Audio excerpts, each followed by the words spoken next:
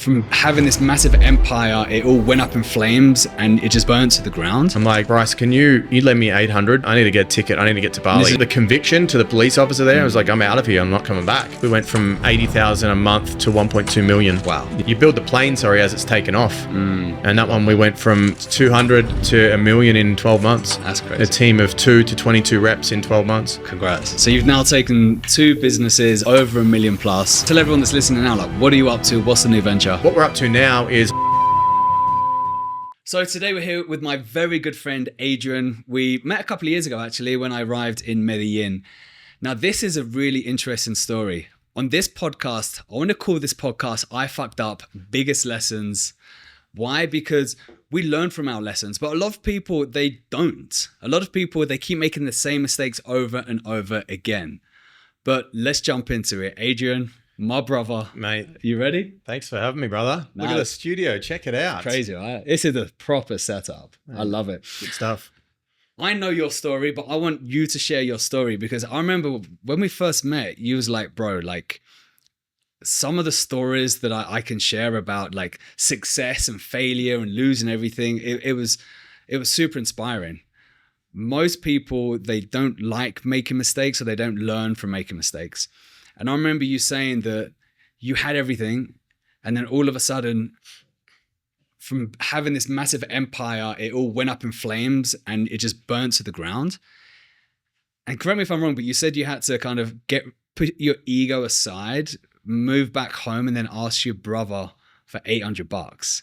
But before jumping into that, tell me about the success you had before you lost it. The success I had before I lost it. All right. So success I had before I lost it would have been property, I guess. I did really well in Australia. I was living in Australia at the time. I did really well. I did the typical 9 till 5, was a builder in construction, age 30, ran my own business, company, rental properties, like good life. I was living a good life. And I remember though, being an entrepreneur, I remember getting home and I'd done it all. I'd done the properties and whatnot. And I remember like pulling in my house and standing in the backyard. And it's like, I lived in the suburbs at the time and I couldn't see the sunset. So I'd be in the backyard and I'd get home at 4 o'clock. And it's just like I'm 30 at this time and I'd kind of already done it all. I'd lived this life, traveled the world. And I'm standing in the backyard and just thinking like, is this it? Like, you know, what else? There's more. There's got to be more out there.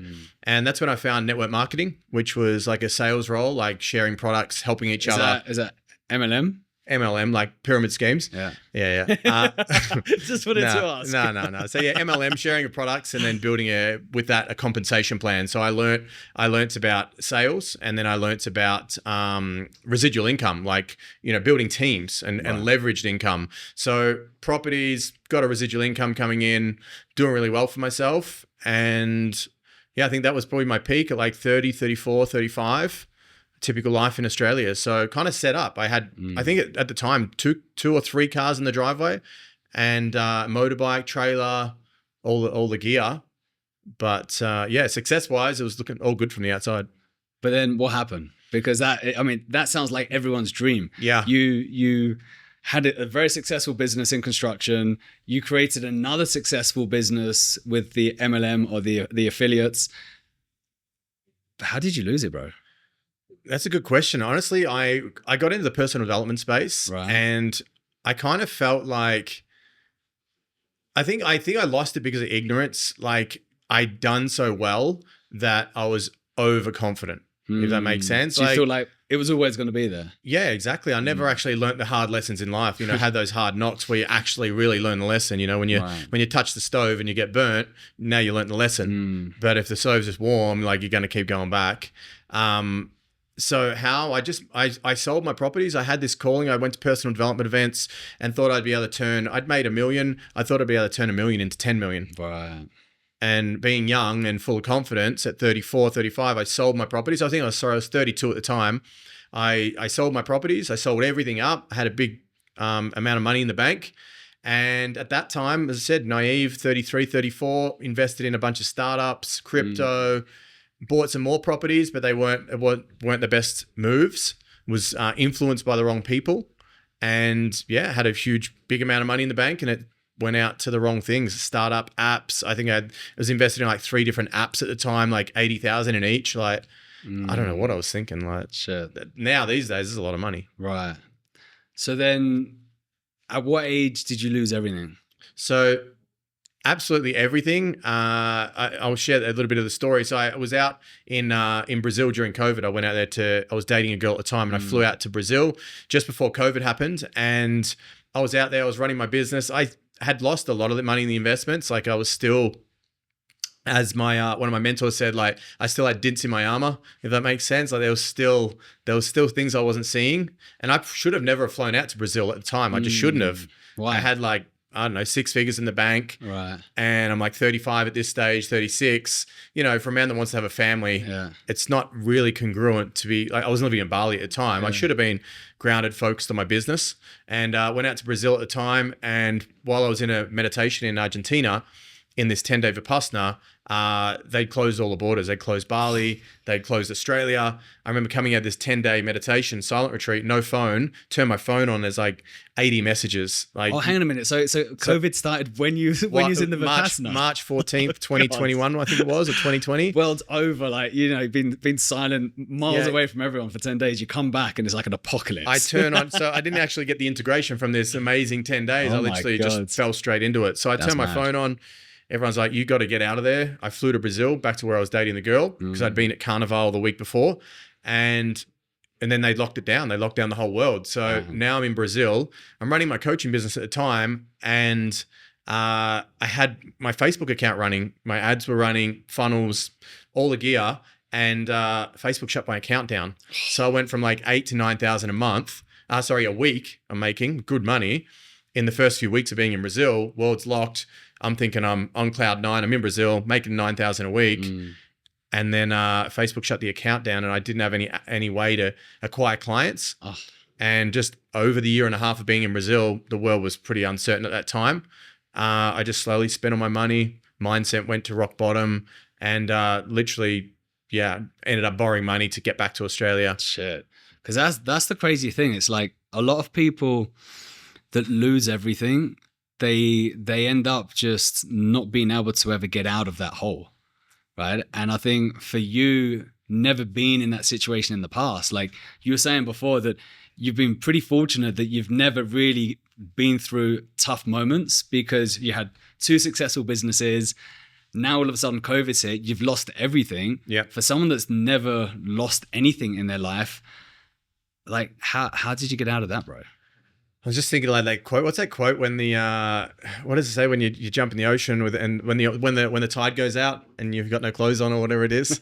But I think that was like the big awakening. It was being in Brazil, no resources, no language, flying back to Australia after the breakup, 2 weeks in a hotel quarantine in Australia. So 2 weeks with no money, mentally not in a good place, sitting in a hotel room by myself, everything at rock bottom. And then how did I get out of it? Is literally I had everything peeled away to expose everything that was not rock solid. And then I just sat with myself in meditation, training. But how did you know what to do? How did I know what to do? Did you have a coach? Did you have someone guiding you? Or at the time, I believe I did have a coach, a mentor who was helping me. Actually, he was helping me. He was supporting me, but I'd done a lot of personal development events. Right. So I had built up I knew the strategies, but I never actually had the playground to have to implement them. So when the tide went out and everything fell away, relationship, finances, significance, all the things that were feeding me, that's when I had to like go within rather than looking outside for the answer. Wow. Yeah. So then what happens? So you're back in Australia during COVID or after COVID? Yeah. Got landed at the Australian airport. On the plane, police take you to the hotel room, into the hotel room, sit there for 2 weeks. You get to come out in 2 weeks. I just had to sit with it all. Wow. And that's when I just started meditating. Honestly, I think I showed you my insight time the other day. I literally started meditation that week 4 or 5 years ago now. And then what happened after that? Did you move back in with the parents or? No. So I flew down to Melbourne from Sydney and I was there for about a week and I just felt like I cannot rebuild from this environment. One thing I'd always learn is like environment is everything. You know, you lived in Bali, you know what it's like that environment, you've got the gyms, you've got the people, you've got the weather. It's just like you thrive. So when I got down to Melbourne, I just felt like I got to get out of here. I cannot be here. And but why though? Like for the people that are listening, like why couldn't you do? okay, cool. Yeah, it's a good question. So I couldn't be in Australia because I couldn't be in Melbourne because of like obviously the mindset of the Australian, the culture in Australia, or the mindset of, I think, general society. It's not very entrepreneurial driven. Yeah. It's very 9 to 5. As I mentioned earlier, like when I got home from work and it's just 4 o'clock in the evening and everyone's just happy. That's just kind of where it's at. Content. So not a lot of entrepreneurial people, right? Not a lot of networking. And it's kind of a bit of an isolated environment where you'd just be working from home, and I wouldn't be able to, meet my needs of the gym, the good weather. And you know what, Bali just gives you such an incredible environment to thrive in. Anyone that's been to Bali would know. It's a great place to be building from, for sure. Nice. So then what happened? Right. So did you leave Australia? Did you go back to Bali, or what happened? Yeah. So I flew down to Melbourne. I did a week there, and then I remember I was on my little brother's farm, and we're out the back, and I'm just chatting with him, and I'm like, I had no money at this time. Yeah. I'm like, Bryce, can you lend me 800? I need to get a ticket. I need to get to Bali. And this is your little brother. My little brother. How did that feel? Well, luckily we got a really good relationship, and I've always had the confidence that I was always going to build it back. Yeah. Like he knows, and I knew it's in me, and it's there. So he was happy to lend me the money, and he lent me the money. I bought a ticket, Singapore Airlines. I think there was like 3 people on the plane when I was at Melbourne Airport, and I remember they're like, you cannot leave without a pass to leave. I'm like, I'm leaving. And I think the conviction to the police officer there, I was like, I'm out of here. I'm not coming back. He's like, you're not coming back? He looked at me weird, like the look in my eye. No, I'm not coming back. And I flew out. There was like 4 people on the plane. Wow. Yeah. And flew into Bali, 3 more days in quarantine. And then when I got out of the Jakarta quarantine, I remember getting to Jakarta airport. And on that day, they just changed the rules in Bali. And I didn't know if I was going to be that night either sleeping in Portugal or sleeping in Bali, because if I didn't get into Bali, I couldn't go back to Australia because it was another 2 weeks in a hotel room. Oh, wow. And I couldn't stay in Jakarta. So the world was so crazy back then. To think of that at that moment in time, I didn't know where I was going to be sleeping that night. Wow. And luckily for me, there was the higher power, and they let me through into Bali. I remember like kneeling down on the ground when I landed at the Bali airport. Wow. It was just like, because all my friends were there. Yeah. So then you get to Bali, you've got $800 in your pocket. Yeah. Because your brother lent you $800. Yeah. Not a penny to your name. Yeah. And you didn't have a job. No, and here's the thing. Business. Yeah, so here when we look at the business aspect, I remember doing a mock call with a friend, connected me with another friend, a mentor of mine, Chris, and he was on an offer at the time, and he did a mock call with me because he wanted to get me on as a closer. Okay. Yeah. So he did a mock call, and I remember I just bummed this mock call out, like horrible. Was it because you felt like desperate at the time? So you desperate, needed to land something. So right? needy at the time, so desperate. And commission breath. Yeah, exactly. Commission breath. So I've done this mock call with him in Australia. It was horrible. And then I remember when I'm in Jakarta, I'd just been listening to his calls over and over again. Right. And I was in a bit more of a calmer state because I'd left Australia. And I remember doing a call with him, and then I just smashed it. And he's just like, yeah, for sure. You're great. Let's get you on. So I'd landed in Bali. I had $500 cash. A friend put me up in a villa out in Sese. So I'm out in Sese. I got a scooter. I got like $300 or $400. And my friend's like, can you pay the rent month? Can you pay a month up front? I said, yeah, I got some banking problems at the moment. Oh. So now I'm in Sese. My calendar's starting to get filled up. And it's just me and the calendar and my meditation, pretty much. Wow. Yeah. Because what I like about your journey is you went from being a closer, right, after losing everything. So you put your ego aside, right? You knew you had to start from the beginning, from the bottom. And just a few years later, you've gone from a closer to now running a company and a sales team doing over $1 million a month. Yeah. Like, how does that happen? Because not every closer can do that. And I don't think every closer should do it or even try. Yeah. Because you've got setters. I think some setters should always be setters. Some closers should always be closers. If not 99% of closers should never move into management, because it's just a different game. Yeah. It's like, do you want to be a chef or a waiter? It's you can't go and say, oh, I want to be a chef then a waiter. It's very different.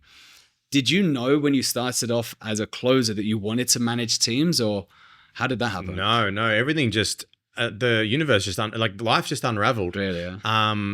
And I think the biggest lessons was from like when you travel so much, you just become so resourceful. You just become resourceful at doing things. I've traveled as many, I think you've up to the same amount of countries. What are you at now? Like 45? 52. 52. I think we're on the same. 53 next week. There you go. I'm on about 52, 53 as well. And I think by traveling so much, you become so resourceful. You solve problems so quick. Yeah. And you do it with ease and patience over time.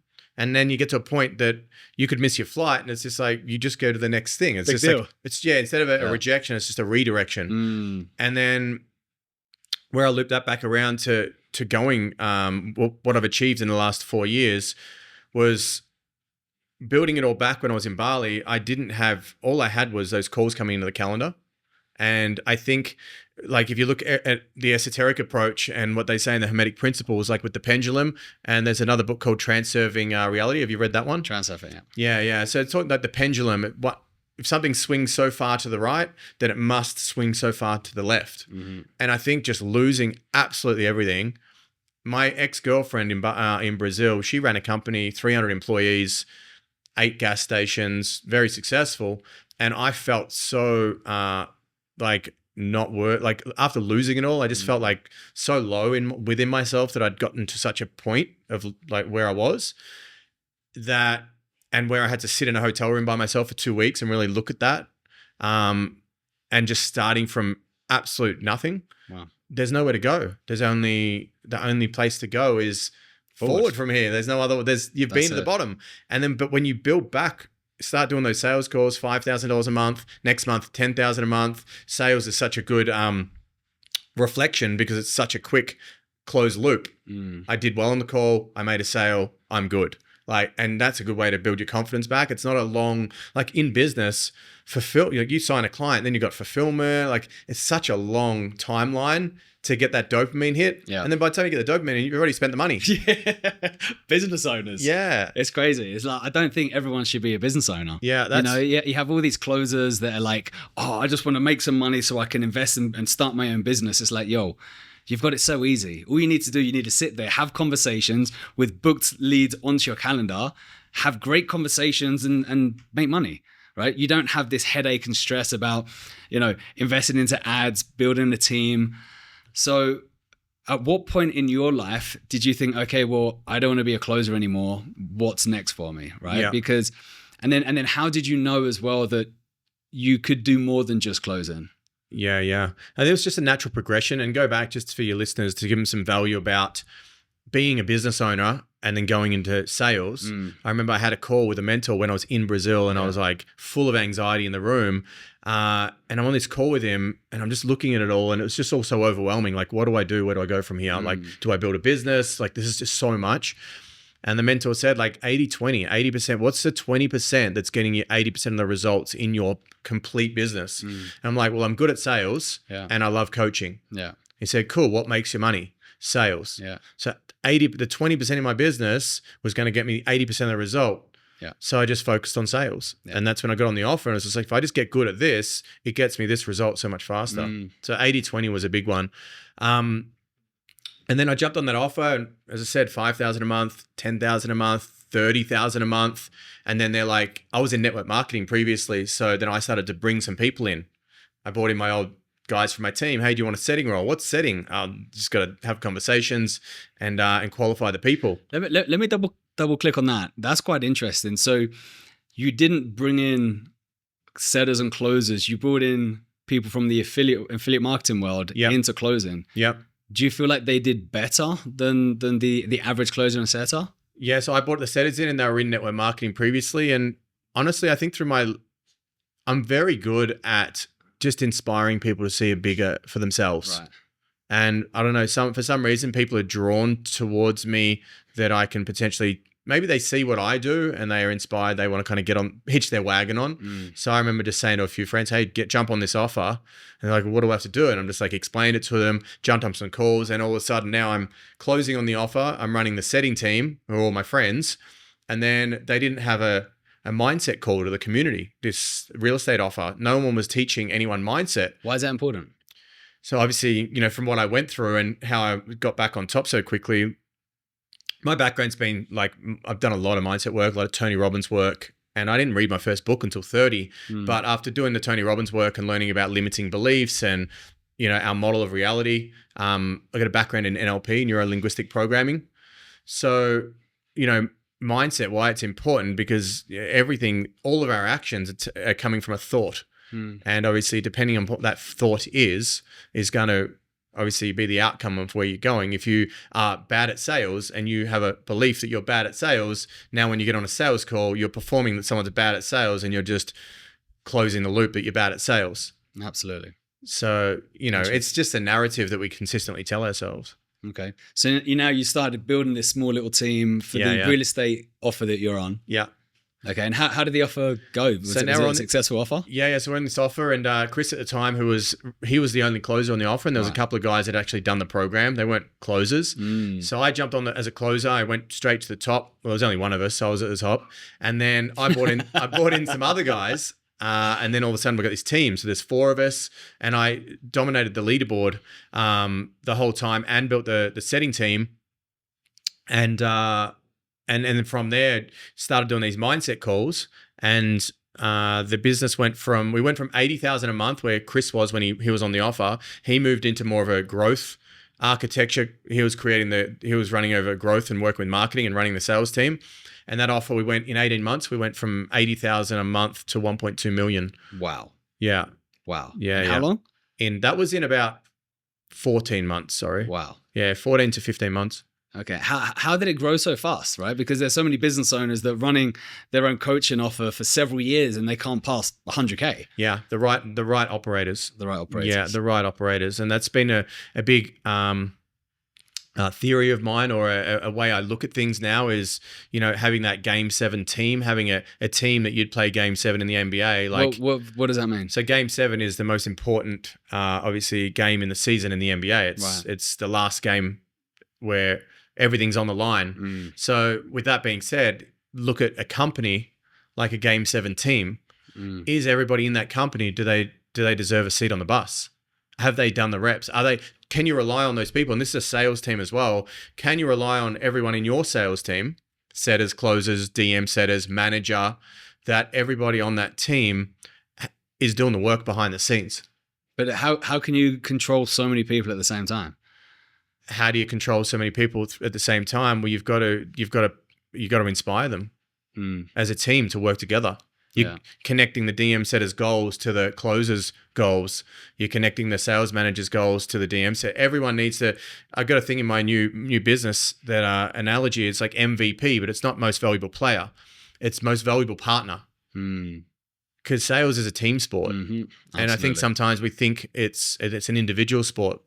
It's marketing. It's everything. Yeah. It's client fulfillment. Yeah. Sales is a full approach, but most valuable partner, but also that Game 7 mentality, which is just making sure that you're surrounded by people that are doing the work.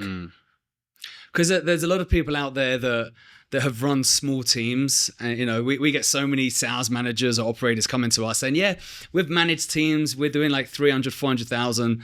There's not that many that have done what you've done. Yeah. Right. But I think when you get to a certain point where you're running a business over 400,000, it's a completely different game, right? How do you hire the right people? Because I think that's where everyone goes wrong. I think even past 100,000, you need to hire the right team. Yeah. People think they know how to hire the right team, but the churn is ridiculous.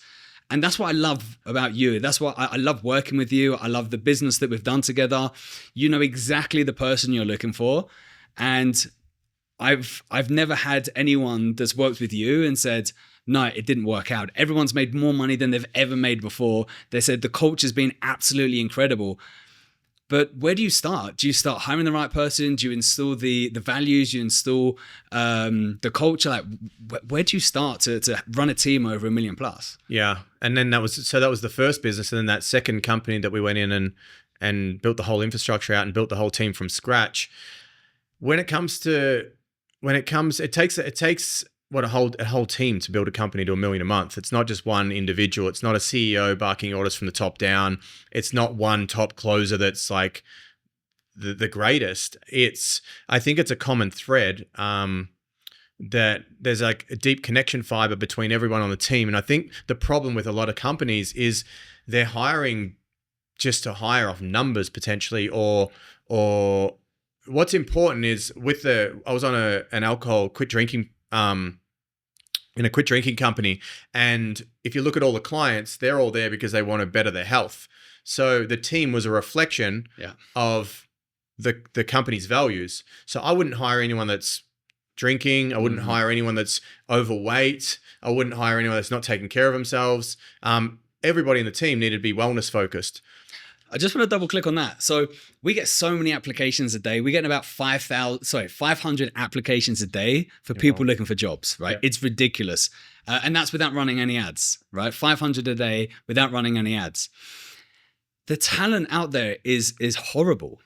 And I think I want everyone to understand that when you are applying for a role, there's a few things you need to do. The most important thing is, if you're applying for a role, whether it's the business owner, a recruiter, the sales leader, if they're looking at your intro video, the first thing they're doing is judging you, right? So you've got your box. Like, what do you look like? How professional are you turning up? Are you wearing a hoodie, right? Are you wearing a cap? Yep. Or are you someone that has a really nice frame, good setup, good microphone, good speaker, good background, good confidence, not reading from a script, right? And that's what people don't understand. It's like, I've had a bit of experience in the past. I'm going to apply. And then they start complaining that they never get hired, right? But then how do you get people to stand out? What do you look for when you're hiring someone? I remember the Slack channel with the videos, because that was probably the biggest thing, is like as a recruit, like running recruitment and running a company, your time is so important. Every single second of your day needs to be spent on high leverage tasks. Right. So hiring and recruiting, I don't know how you do it. And I understand your frustrations, because at the end of the day, Joel, you're trying to help people. You want to get people hired into the role so they can make money, provide for their family, and have the kind of life that you have. Like, that's your mission. That's what you're up to.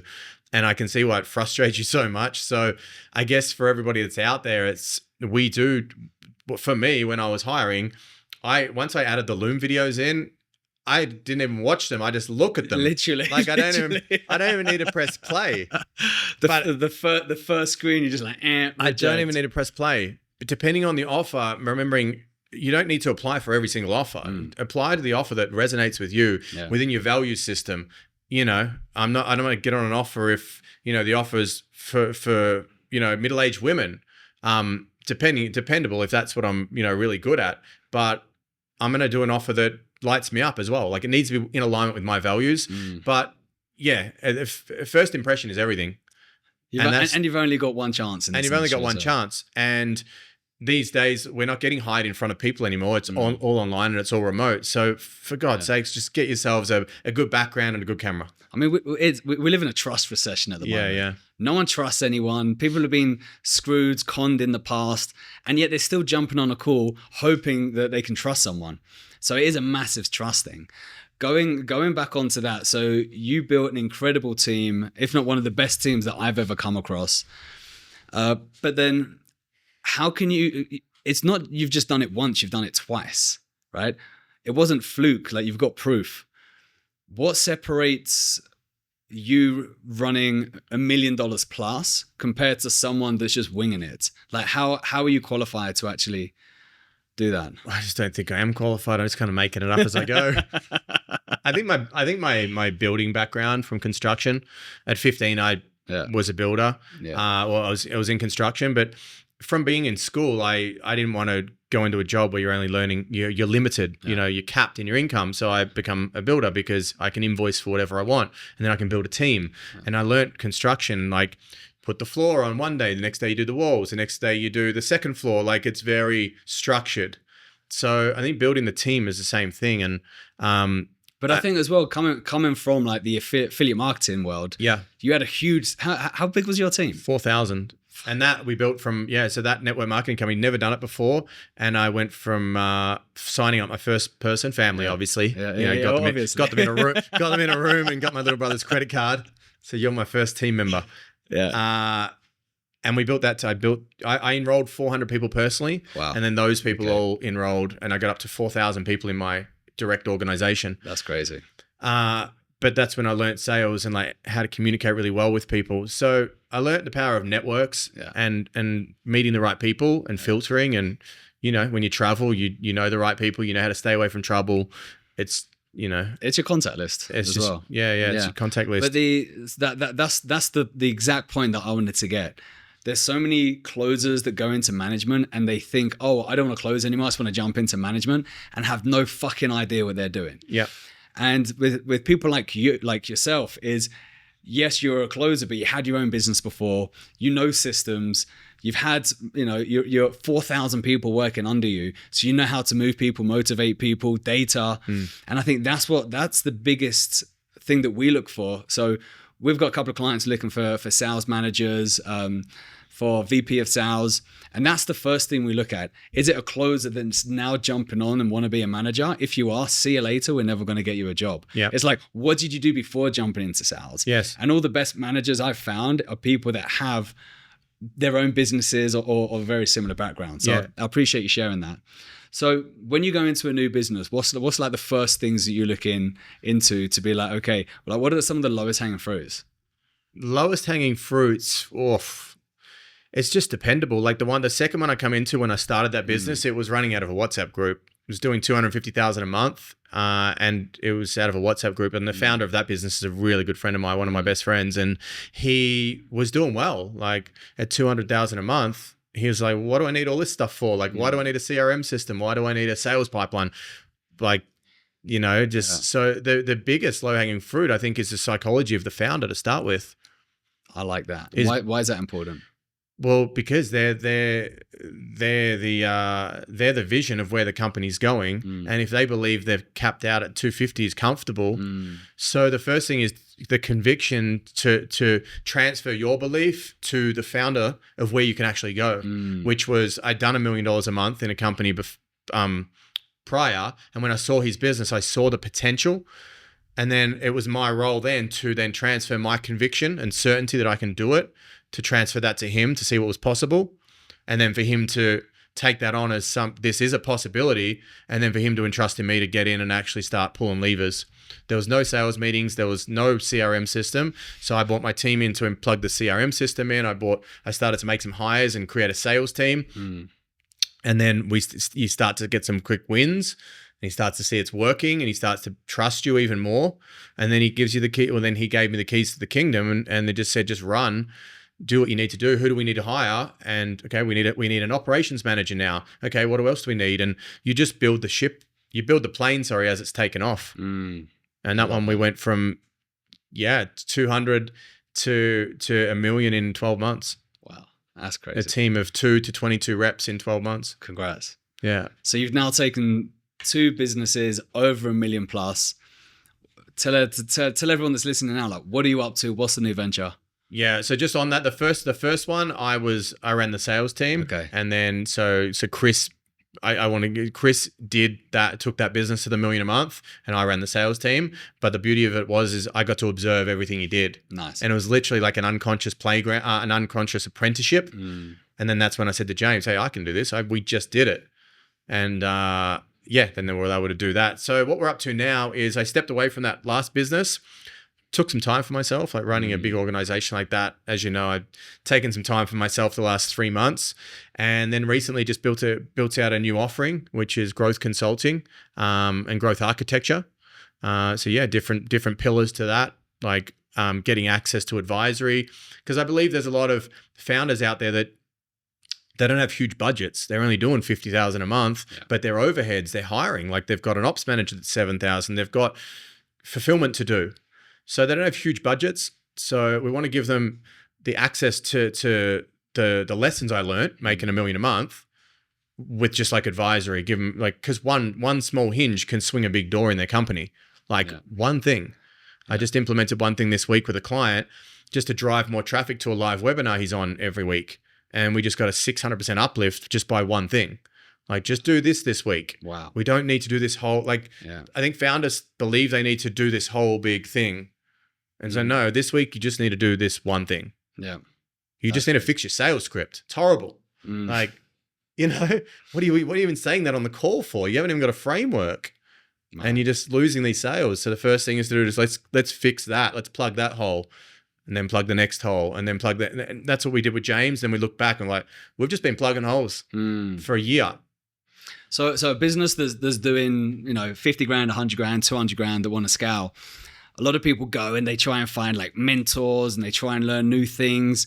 But I find that a lot of people go ahead and just invest into the wrong mentor because they think mentor is what they need.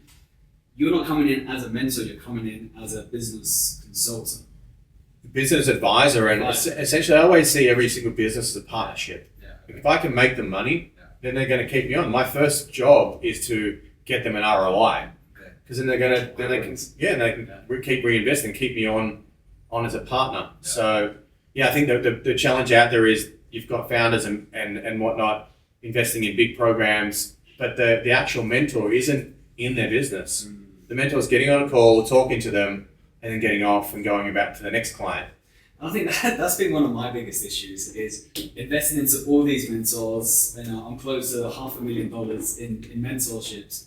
And I realized that they give me all the things to do, but I'm not the implementer. I don't want to go in and implement. I need someone to come in and actually help me do it, right? Rather than just saying, oh, you need to do this. Okay, cool. And then something else comes along and I don't do it. And then all of a sudden I've got all this information, but I just don't get it done. Yeah. So I think that's one of the biggest gaps that I have in my business personally, is having someone like yourself coming in, having a look at the lowest hanging fruits, make cash with that, and then have an advisory board. Yeah. I would love to have that. I don't see many businesses, to be fully transparent, that we work with that have an advisory board. Yeah. That's incredible. Yeah. Well, it's just like, I have a metaphor. It's kind of like in business, you can go to, say you're going on a holiday, you're going somewhere for a holiday and you fly from here to, I don't know, Portugal.